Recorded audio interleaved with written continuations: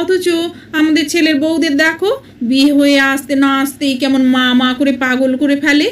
তাদের কিন্তু একটু একটু করে শিখিয়ে দিতে হয় না, ওর তাদের মুখে মা ডাক শুনতে পেটেও ধরতে হয় না।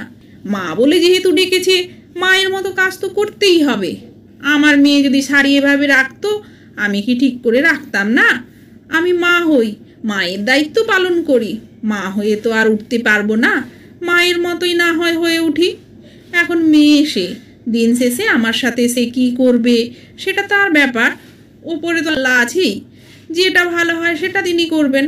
আমার ভাগ্যের লেখক যা লিখে রেখেছে সেটা তো হবেই। আমি ছেলের বউকে ভালোবাসলেও হবে, আর না বাসলেও হবে।